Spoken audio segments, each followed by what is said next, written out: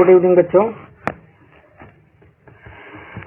आज हम साझेदारी फर्म का समापन या विघटन का चैप्टर लेंगे।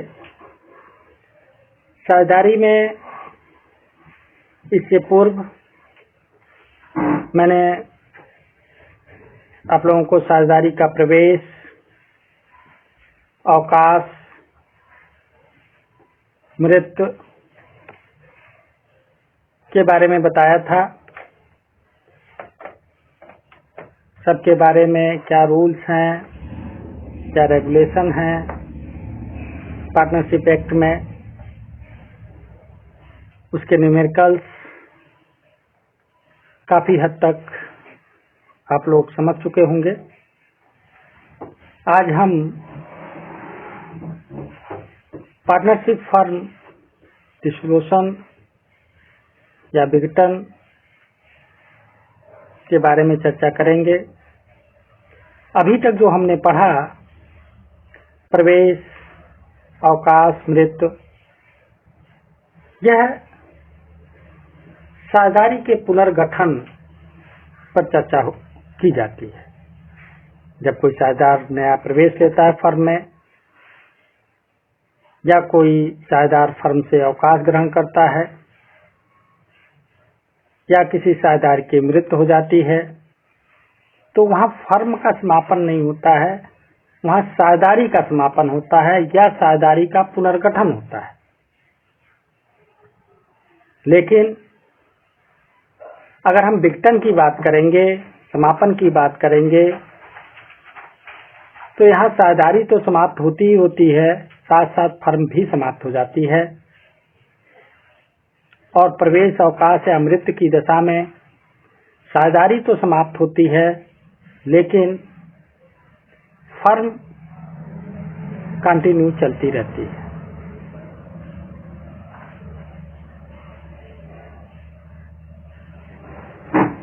साझेदारी फर्म के समापन, विघटन का अर्थ अगर हम देखेंगे कि फर्म के समापन के फलस्वरूप साझेदारी का अनिवार्य रूप से समापन हो जाता है, किंतु साझेदारी के समापन पर फर्म का समापन हो यह आवश्यक नहीं। इसको हम थोड़ा ध्यान से देखेंगे। और अगर बोर्ड परीक्षा में प्रश्न आता है कि साझेदारी समापन से क्या आशय है, तो इसको आप लाइन को जरूर लिखें। पार्टनरशिप एक्ट 1932 के सेक्शन 39 में इसकी डिफिनेशन दी गई है कि समस्त साझेदारों के मध्य साझेदारी का समापन ही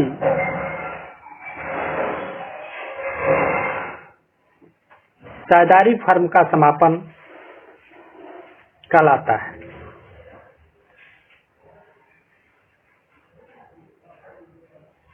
समस्त साझेदारों के मध्य साझेदारी का समापन ही साझेदारी फर्म का समापन कहलाता है। समस्त साझेदार, मान लो अगर 4 साझेदार हैं, उनमें से 3 साझेदार दिवालिया हो गए, या 3 साझेदार ने अवकाश ग्रहण कर लिया, या चारों साझेदार आपस में असहमत हैं, वो फर्म का समापन कर सकते हैं। अर्थात हम ये भी कह सकते हैं कि साझेदारी अधिनियम 1932 की धारा 4 के अंतर्गत जो डिफिनेशन बताई गई है कि कम से कम 2 साझेदार फर्म में अवश्य होने चाहिए, अगर वो शर्त टूट जाती है तो फर्म का समापन माना जाता है।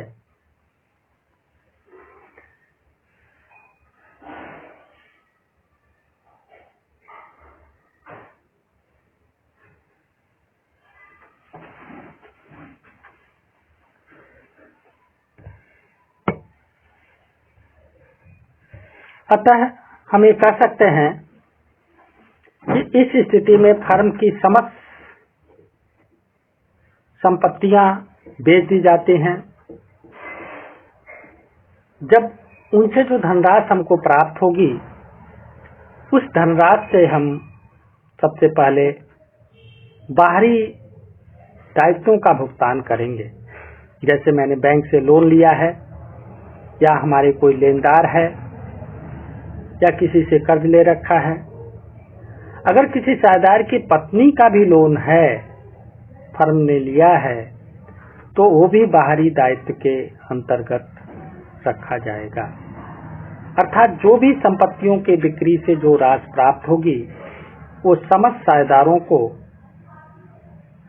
तब भुगतान होगी जब बाहरी दायित्व का भुगतान हम कर देंगे। जो कुछ राशि बचती है, उसको बाद में हम साझेदारों के मध्य उनके लाभ हानि अनुपात में वितरण कर देते हैं। बोर्ड एग्जाम में सबसे महत्वपूर्ण क्वेश्चन साझेदारी के समापन और फर्म के समापन पर डिफरेंस या अंतर जरूर आता है। ये अंतर 3 नंबर में या 2 नंबर में, 5 नंबर में पूछा जाता है, जिसमें कम से कम हमको 4 अंतर जरूर हम देखेंगे। 4 अंतर जरूर हम ध्यान रखें। यदि हम बात करें संबंधों की, संबंध की बात करें तो यहाँ पर समस्त साझेदारों के मध्य जो संबंध होते हैं वो समाप्त हो जाते हैं। फर्म का समापन अनिवार्य नहीं है, फर्म नहीं समाप्त होती, जबकि फर्म के समापन पर संबंध तो अनिवार्य रूप से समाप्त हो जाते हैं और साथ साथ फर्म भी समाप्त हो जाती है। व्यवसाय के अगर हम अस्तित्व की बात करें तो जब साझेदारी का समापन होता है तो व्यवसाय का अस्तित्व बना रहता है, लेकिन यदि फर्म का समापन होता है तो ऐसी दशा में फर्म का अस्तित्व अनिवार्य रूप से समाप्त हो जाता है। अगर हम निर्भरता की बात करें तो अगर साझेदारी के समापन की दशा में फर्म का समापन होना अनिवार्य नहीं है, लेकिन फर्म की समापन की दशा में समस्त साझेदारी के संबंध खत्म हो जाते हैं, अर्थात साझेदारी खत्म हो जाती है। संपत्ति के विभाजन की बात करें तो साझेदारी के समापन पर फर्म की संपत्तियां जो होती हैं या दायित्व होते हैं, ये विभाजित नहीं होते। ये जो रिमेनिंग पार्टनर्स होते हैं, जो बचे हुए साझेदार होते हैं, वो वहां पर फर्म में बने रहते हैं। जो साझेदार जाता है फर्म छोड़ करके या जिसकी डेथ हो गई होती है, जो अवकाश लेता है, उसको उसके आनुपातिक भाग को ही केवल जो बचे हुए साझेदार हैं उसका भुगतान करते हैं। अगर साझेदारी जब फर्म का समापन होता है तो ऐसी दशा में बाहरी दायित्व को भुगतान करने के पश्चात, बाहरी लेनदारों को भुगतान करने के पश्चात समस्त साझेदारों में उनके लाभ हानि वितरण अनुपात में विभाजित कर दिया जाता है। नेचर की बात किया जाए तो प्रकृति साझेदारी संलेख में जो भी प्रावधान दिए गए हैं उसी के अनुसार समस्त साझेदार के मध्य संबंध खत्म होते हैं। जो भी नियम उसमें होंगे उसी के अनुसार कोई साझेदार अवकाश लेगा या कोई साझेदार प्रवेश लेगा, या कोई किसी साझेदार की यदि डेथ होती है तो उसको अनुपातिक भाग उसको भुगतान किया जाएगा। लेकिन यदि फर्म के समापन की बात करें तो जो डीड है वो पूरी की पूरी अनिवार्य रूप से खत्म हो जाती है। अगर हम कोर्ट के हस्तक्षेप की बात करें, न्यायालय के हस्तक्षेप की बात करें, साझेदारी के समापन में न्यायालय किसी भी प्रकार का हस्तक्षेप नहीं करता। वो उनके जो साझेदारी संलेख बना होगा उसी के अनुरूप उसका निपटारा होता है। लेकिन यदि हम फर्म के समापन की बात करेंगे तो उसमें न्यायालय स्वयं अपने विवेक का प्रयोग कर सकती है। खाते क्लोज की बात करें, पुस्तकें बंद करने की बात करेंगे तो साझेदारी के समापन पर पुस्तकें बंद करना आवश्यक नहीं है, जबकि साझेदारी फर्म के समापन पर पुस्तकें बंद कर दी जाती हैं। बच्चों, अगर बोर्ड के हिसाब से देखें, जो कि यूपी बोर्ड में काफी इस तरीके के क्वेश्चंस पूछे जाते हैं कि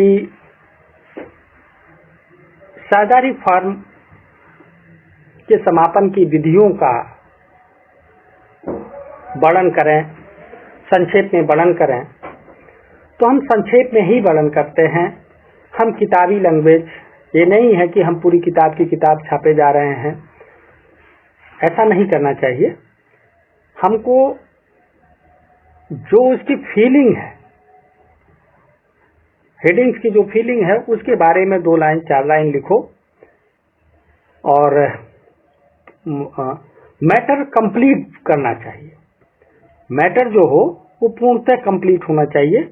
ऐसा नहीं है कि हम 2 हेडिंग्स को बहुत बड़ा लिख दे रहे हैं या लास्ट के हेडिंग हम छोड़ दे रहे हैं, तो उस पर मार्क पर इफेक्ट पड़ता है। जब भी कॉपी चेक होती है, टीचर ये चाहता है कि बच्चा पूरे प्रश्न को अटेम्प्ट किया है कि नहीं, वो ये देखना चाहता है। क्या उसके बारे में, उसकी विधियों के मेथड के बारे में कितनी जानकारी है वो अलग बात है, लेकिन मेथड कितने हैं, उस मेथड के बारे में वो बच्चा क्या समझता है, ये मालूम करना चाहता है टीचर। बस, इससे ज्यादा कुछ नहीं। आप बहुत बढ़िया लिखो लेकिन नीचे की चीजों छोड़ दोगे तो मार्क पर आपके इफेक्ट पड़ेगा। हाँ, हम देखते हैं विघटन की विधियां कौन कौन सी हैं। एक तो फर्स्ट मेथड है कि न्यायालय कोई हस्तक्षेप नहीं करता है। ऐसी कंडीशन में साझेदारी का विघटन कैसे होता है? तो पार्टनरशिप एक्ट में सेक्शन 40 से लेकर के 43 तक, 40 से 43 तक, उसमें बताया गया है कि किसी भी एक माध्यम से फर्म का समापन हो सकता है। एक तो है पार्टनरशिप डीड, साझेदारी संलेख के माध्यम से, जो समस्त साझेदारों के बीच जो एग्रीमेंट होता है उसे ही साझेदारी संलेख कहते हैं। उस संलेख में साझेदारी समापन के प्रावधानों का भी जिक्र किया जाता है कि यदि साझेदारी का समापन होगा तो कैसे किया जाएगा। तो हम साझेदारी संलेख के माध्यम से फर्म का समापन कर सकते हैं। पार्टनरशिप एक्ट 1932 के सेक्शन 40 में की डेफिनेशन में बताया गया है कि साझेदारी फर्म का विघटन ठीक उसी प्रकार आपसी अनुबंध से होता है जिस प्रकार से उसका गठन किया गया था। सेकंड है अनिवार्य समापन।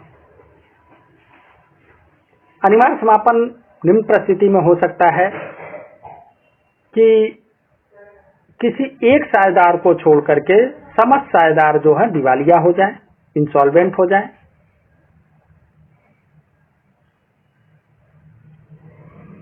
दिवालिया क्या होता है कि जब किसी साझेदार की खुद की संपत्तियां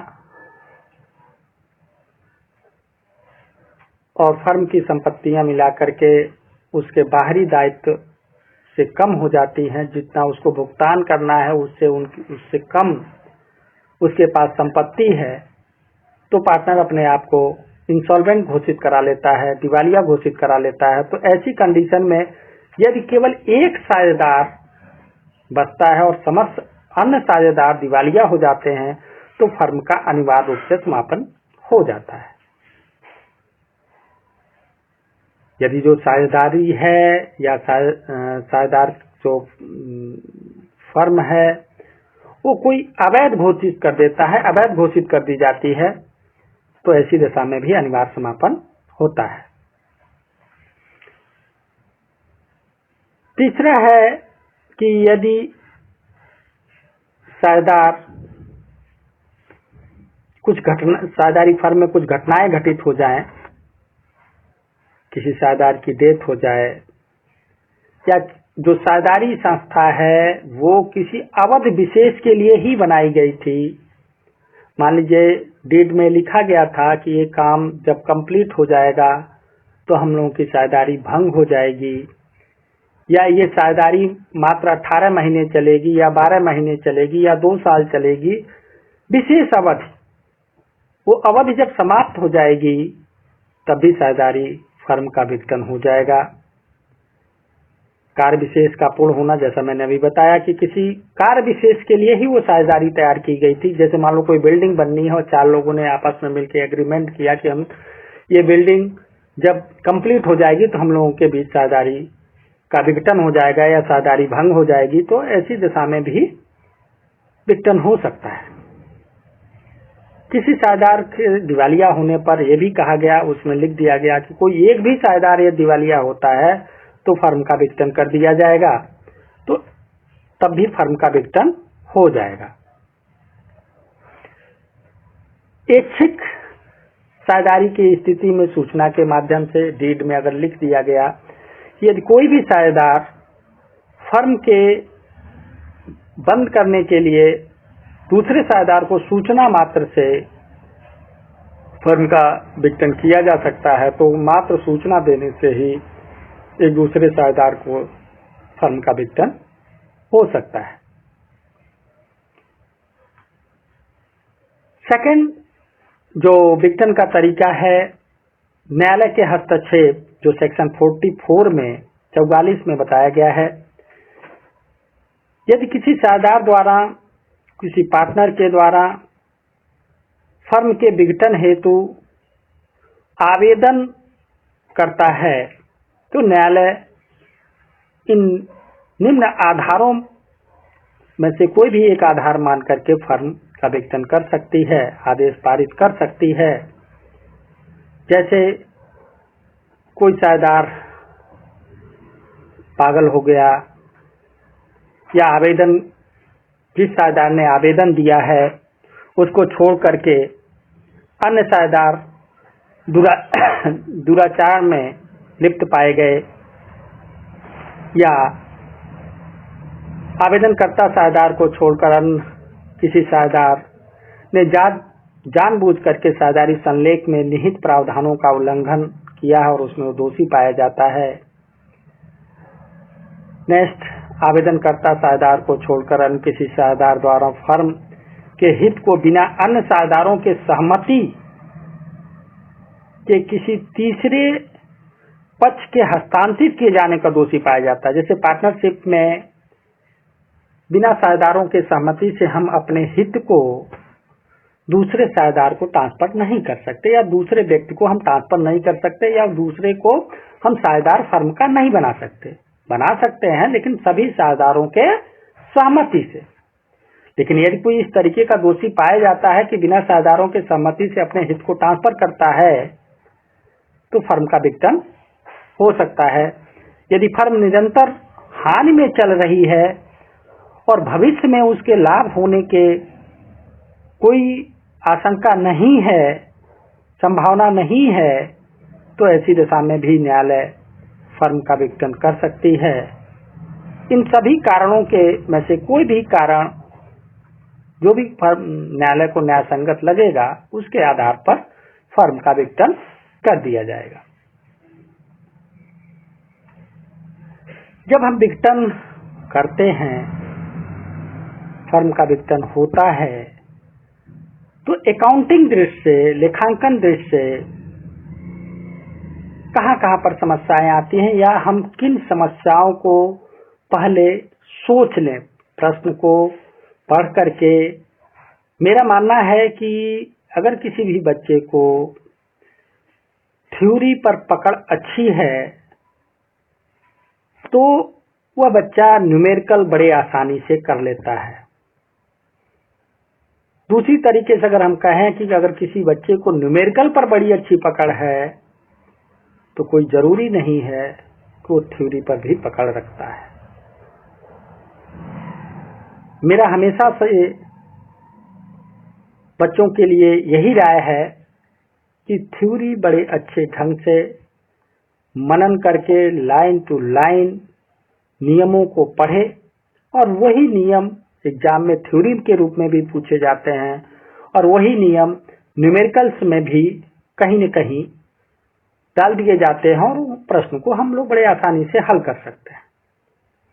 तो जब हम विघटन की बात करते हैं तो उसमें जो समस्याएं उत्पन्न होती हैं उन पर हम जिक्र करेंगे। सबसे पहला है कि हिसाब किताब का निपटारा कैसे किया जाए। फर्म तो विघटन हो गई, फर्म जब विघटित हो गई तो उसके हिसाब किताब का निपटारा कैसे किया जाए, इस बात पर खुद सोचना चाहिए। और फर्म के ऋण और साझेदारों के व्यक्तिगत ऋण का भुगतान का निपटारा कैसे किया जाए। फर्म हिसाब किताब का निपटारा की बात अगर हम करें तो इसमें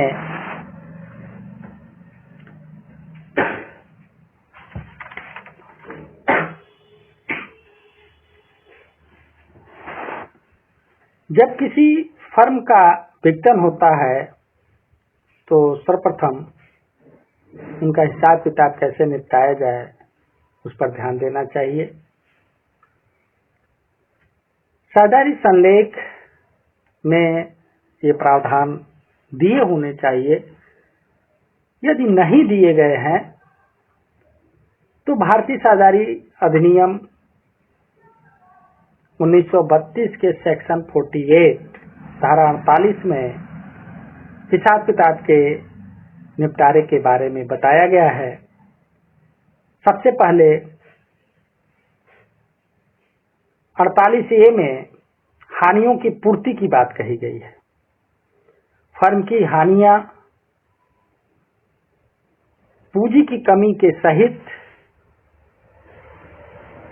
कैसे की जाएंगी। सबसे पहले जो उपलब्ध लाभ में से जो फर्म के पास यदि कोई लाभ उपलब्ध है तो उससे उसकी हानि की पूर्ति की जाएगी। दूसरा, यदि लाभ नहीं है तो साझेदार के पूंजी में से उसको किया जाएगा। और यदि और आवश्यकता लगी तो समस्त साझेदार द्वारा उस हानि को व्यक्तिगत रूप से प्रॉफिट एंड लॉस रेशियो के में उसको वहन करेंगे।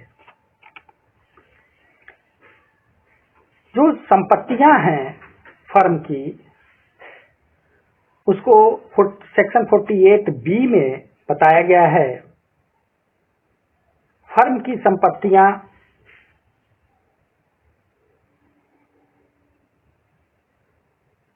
का प्रयोग हम निम्न प्रकार से करेंगे। जब विघटन होता है तो फर्म की संपत्तियां धीरे धीरे बेची जाती हैं।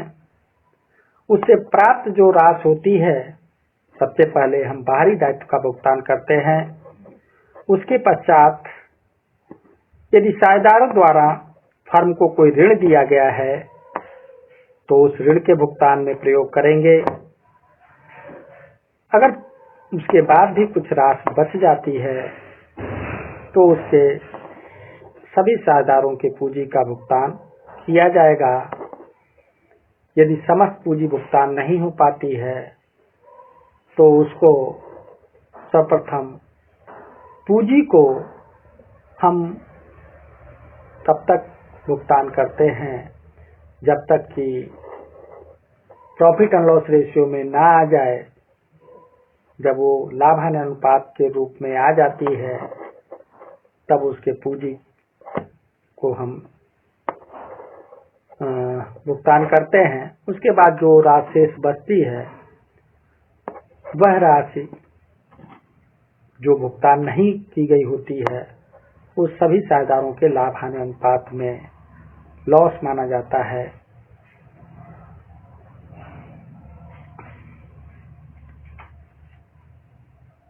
और समस्त देवताओं का भुगतान के पश्चात यदि कुछ राशि बचती है तो अगर हम पूंजी भी भुगतान कर दिए, उसके बाद भी कुछ राशि अगर मेरे पास बच जा रही है तो उसे लाभ हानि अनुपात में भुगतान किया जाएगा।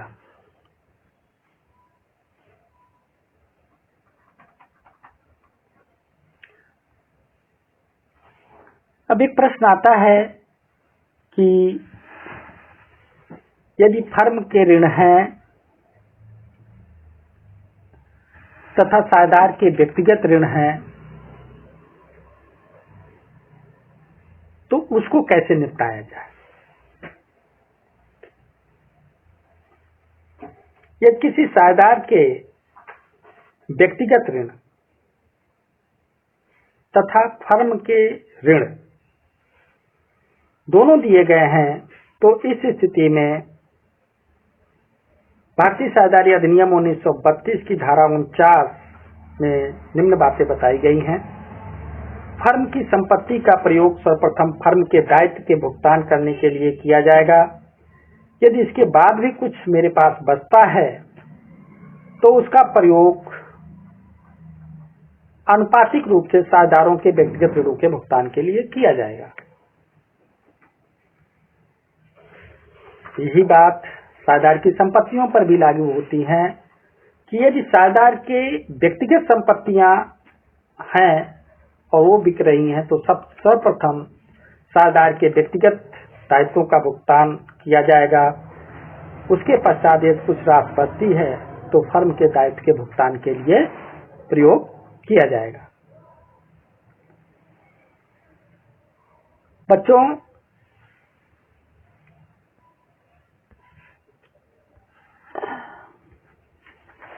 फर्म के ऋण तथा निजी ऋण में क्या डिफरेंस होता है, ये भी एक छोटा प्रश्न आप देख सकते हैं।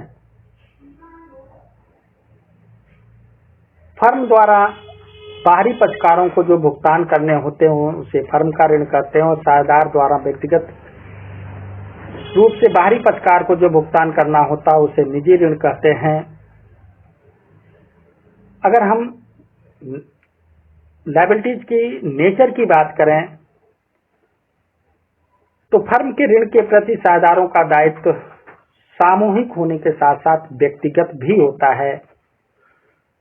और अगर हम निजी ऋण की बात करें तो इन ऋण के प्रति साझेदारों का दायित्व पृथक पृथक व्यक्तिगत ही होता है। फर्म की संपत्तियां अगर हम बेचते हैं तो सबसे पहले फर्म के दायित्व का भुगतान करेंगे। यदि कोई राशि बचती है तो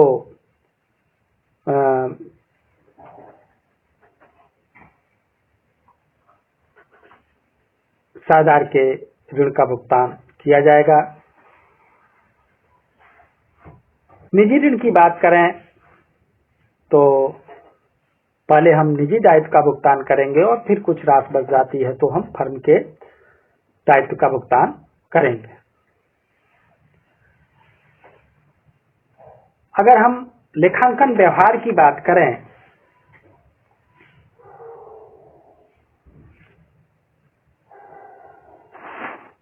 तो ये पाएंगे कि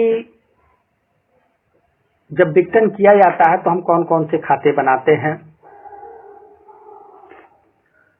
सर्वप्रथम हम वसूली खाता, जिसे हम इंग्लिश में रियलाइजेशन अकाउंट, फिर पार्टनर्स का कैपिटल अकाउंट, फिर पार्टनर्स का लोन अकाउंट और फिर बैंक या कैश अकाउंट तैयार किया जाता है। कुल 4 अकाउंट्स हम यहाँ पर तैयार करते हैं। रियलाइजेशन अकाउंट, पार्टनर्स का कैपिटल अकाउंट, पार्टनर्स का लोन अकाउंट और बैंक या कैश अकाउंट। अभी हम पिछले चैप्टरों में हम प्रवेश के समय, विघटन के समय, डेट के समय हमने देखा कि रियलाइजेशन की जगह पर रिवैल्यूएशन अकाउंट तैयार होता था, फिर पार्टनर्स का कैपिटल अकाउंट तैयार होता था, आवश्यकता अनुसार पार्टनर्स करंट अकाउंट बनता था और फिर एक नई फर्म की बैलेंस शीट तैयार की जाती थी। यहाँ पर कोई फर्म चूंकि रहेगी ही नहीं, फर्म समाप्त हो जाएगी, तो ऐसी दशा में हम बैलेंस शीट की तो कोई आवश्यकता है नहीं। कैश अकाउंट की, मैंने कैश मेरे पास से कहाँ कहाँ आया और मैंने कहाँ कहाँ भुगतान किया, इसकी बात करते हैं। हम रियलाइजेशन अकाउंट पर चर्चा करते हैं। रियलाइजेशन अकाउंट तैयार करते समय realisation account as a nominal account, और इसे हम